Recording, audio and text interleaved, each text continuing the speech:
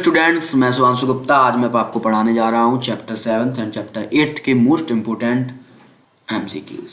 चलिए रेडी हो जाइए। तो चैप्टर 7 यहाँ पे हमें दिया रखा है।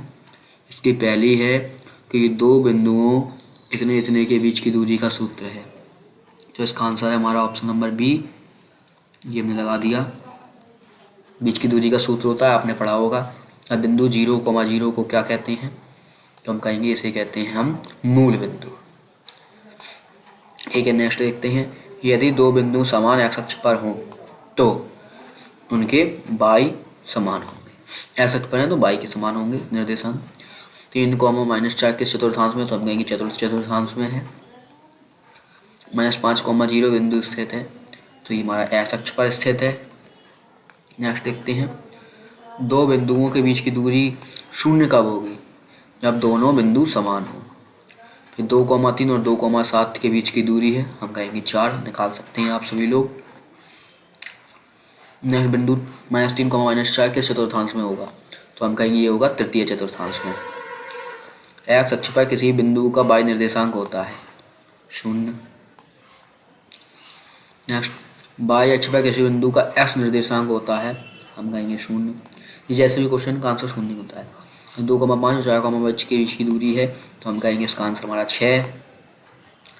दो बिंदुओं के बीच की दूरी का सूत्र किसने दिया था? हम कहेंगे पाइथागोरस प्रमेय, पाइथागोरस ने दिया था। 0,-6 किस बिंदु किस अक्ष पर है? तो हम कहेंगे बाई अक्ष पर है। इसका तो नेक्स्ट देखते हैं। दूरी का सूत्र किस पर आधारित है? हम कहेंगे दूरी का सूत्र आधारित हमारी पाइथागोरस प्रमेय पर।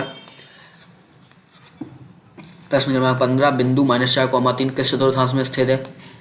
हम कहेंगे द्वितीय चतुर्थांश में स्थित है। 1,1 और 4,5 के बीच की दूरी है, हम कहेंगे 5। नेक्स्ट निर्देशांक ज्यामिति को क्या कहते हैं?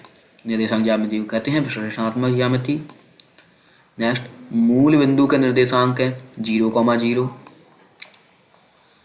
यदि x बराबर 0 हो तो बिंदु होगा बाई अक्ष पर।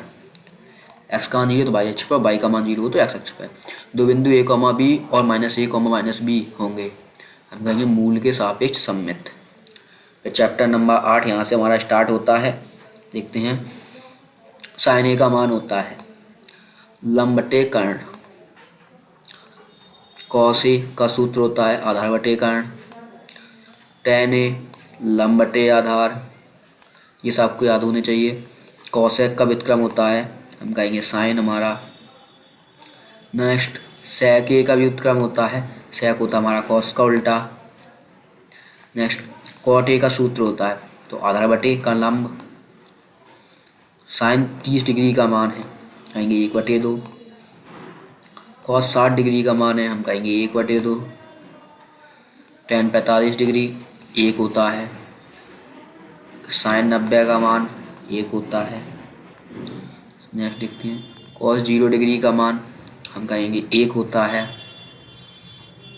tan 0 डिग्री का मान 0। कॉसेक 30 का मान 2। सेक 60 का मान 2। कॉट 45 का मान 1। Sine square plus cos square A बराबर 1। 1 + tan स्क्वायर ए बराबर sec square A. 1 + cot square A बराबर कॉसेक स्क्वायर ए। ये सारे क्वेश्चन आपके बोर्ड पेपर में क्वेश्चन के आते हैं, वो ऑब्जेक्ट टाइप में भी आ जाते हैं और क्वेश्चंस में भी आएंगे, तो इन्हें तो आपको छोड़ना ही नहीं है। फिर यदि साइन ए बराबर 1 हो तो ए बराबर होगा 90 डिग्री। यदि कॉस ए बराबर 0 हो तो ए होगा 90 डिग्री। यहाँ पर जाकर आपकी क्लास 7th एंड 8th की मोस्ट इंपोर्टेंट एमसीक्यूज खत्म होती हैं।